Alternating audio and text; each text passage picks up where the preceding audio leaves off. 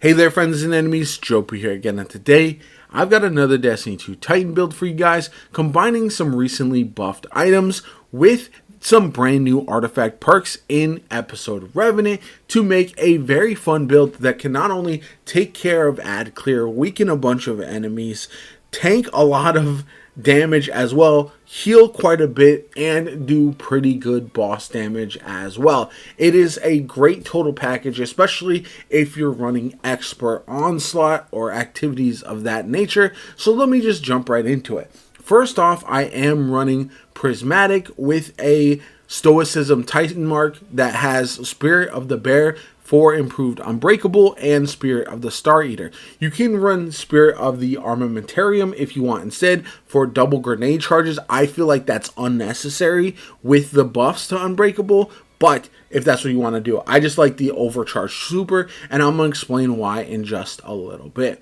As far as my weapons, I do have on Until Its Return. This is a strand shotgun. You would think I would run Stasis in the slot, but for this build, I'll explain why this one works well. This one has Overflow and Vorpal Weapon, but you can run whatever perks you like the most. Then I've got on the Fighting Lion. This recently got a buff, so that way causing hitting enemies directly will cause a volatile detonation. You'll see that quite often in the gameplay. It is very fun to do. Essentially just lobbing Fighting Lion shots into the enemy ranks, especially considering that it is a primary weapon and has infinite ammo. Then we've got Edge Transit. This is a weapon you can kind of swap out if you have another favorite heavy weapon, especially if it's Void. This one has Envious and Bait and Switch, but I just like it. I think it works out very, very well. And I'll explain why I'm running a grenade launcher specifically in a little bit also. Now, as far as the subclass, I do have on Thunder Crash.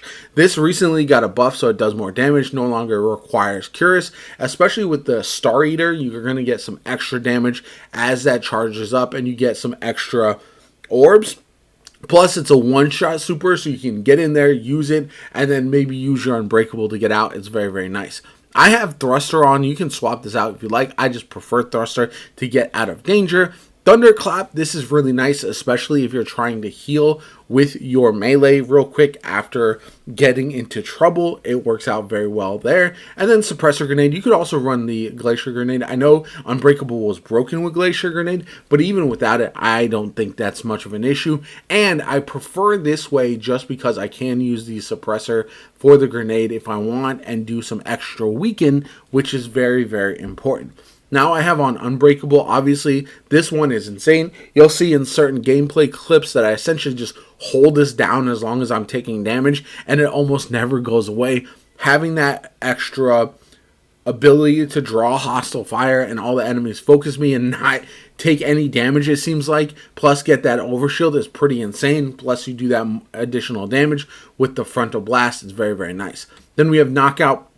This is absolutely huge for the Thunderclap because you're going to do that additional damage. You're going to do additional melee range. You're going to have the healing. It's very, very nice. I like that as one of my aspects pretty much every time I run Prismatic. And then we got Faceted Bravery, so that way the grenade, if you didn't know, if you use Unbreakable and you get a kill with it, it will give you volatile rounds, obviously for your Fighting Lion, which is very nice, but also defeating targets with your powered melee will give you unraveling rounds for your strand shotgun, so that works out well all around. Then we've got Protection. This is going to give you damage resist while you're surrounded, which happens a lot while you're using your Void Shield. The Unbreakable. Then you've got Mending, which Grenade Final Blows again counts with Unbreakable. It's going to cure you, and then also Transcendence Grenade Final Blows increase the strength of the effect. Then we've got Dominance, so that way Void Grenades weaken targets. This is important for some of the artifact perks that you're going to be running as well. So that's very nice. And then finally, we've got the Faceted Blessing. So that way you get the health regeneration. Not only you get a burst of healing with the knockout, but you also get the health regeneration. This is when you use a melee that is charged or uncharged as well. So keep that in mind. If you just punch an enemy without having your melee charge, it does work as well if you need that burst of healing. Now, moving on, I'm going to talk about the artifact perks first, and then I'll jump into the mods that you'll be running as well. First off, the only main ones you really need to focus on are concussive reload, so using a grenade launcher to damage a boss or break a command shield weakens them. That synergizes very well with the Fighting Lion, but then also you have Power from Pain. Rapid final blows against weakened commands grants you Devour, so that way you'll be healing quite often, not only when you use your grenade launcher, but also when you weaken enemies with your Unbreakable as well. It's a very nice combination to kind of get Devour off as often as possible. I also have Rapid Impact, so the dealing damage with a grenade launcher temporarily increases reload speed, which is nice. And then the Overload grenade launcher as well as the anti-barrier shotgun work very well with those two weapons. You can also swap your Fighting Lion for something like a Graviton Lance if you need Unstoppable, but I found you can kill enemies fast enough that it often doesn't matter, except in the most high end of content. Some people might ask about Kinetic Impacts. This is the sustained damage with the Power Grenade Launcher artifact perk, but for me it's not very good. It doesn't work all that well. Shockwaves can stun unstopped champions, so if you want to try this, it can work potentially, but it's kind of limited, so that's why I don't really focus on that one as much. For the mods, you have Void Siphon, Ashes to Assets, and Radiant Light. Then we've got Momentum Transfer, Impact Induction, Grenade Kickstart, Stasis Resist, or whatever resist you need in that slot. Concussive Dampener is huge, and then Void Reserves is nice. Better Already, Absolution, and Void Weapon Surge. And then finally, we've got Reaper and Distribution, which are also very, very effective. Now, your main stats you want up high are going to be Resilience and Discipline, obviously. As far as the gameplay loop, it is pretty simple. You are going to essentially launch some shots into enemies with your Fighting Lion, try to get some kills there. You're going to see insane damage numbers as you are spreading the damage across to multiple enemies.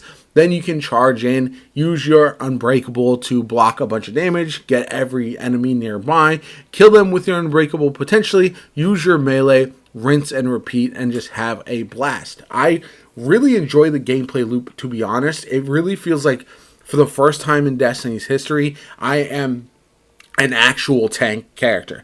I've run this with instead of the Prismatic subclass with the Void subclass, and then I'll use Ursa Furiosa instead of Stoicism, and that works out really well also, but I think it's a little bit of overkill with how strong Unbreakable is, so having that additional damage from either the Thunder Crash, or you could even use Twilight Arsenal if you'd want. I used that so much last season that I've kind of swapped off of it after the nerfs and the buffs to the Thunder Crash, so that's why I switched my super there. But yeah, the gameplay loop is incredibly fun in my opinion. I do enjoy essentially being able to do everything that the game has to offer. I can fill all the roles while being a dedicated tank, which is very, very nice. And ultimately, this is one of those builds that I've really fallen in love with, and I can throw on for any type of content. Survivability is really good, damage is really good, ad clear is really good, and that's really the combination that you're looking for in this game. You don't hyper focus or specialize on any of those aspects, but I do feel like having a bit of all of them, especially when you have the shotgun, or you can use another weapon there as well instead if you want to use a sniper or whatever high damage burst type of weapon you want there that can just essentially, like for example with the Until Its Return, I can weaken enemies with a grenade launcher and just dump a whole mag of Vorpal shotgun into a boss or a mini boss and just do a bunch of damage, which is very, very nice. Anyway, let me know what you guys think in the comments down below. What would you change? What would you adjust? Do you like this build? Are you going to try it out for yourself? I'd love to hear your feedback. My name is JoPa. Like the video, subscribe to the channel as always. Have a good one, and I'll catch you all later.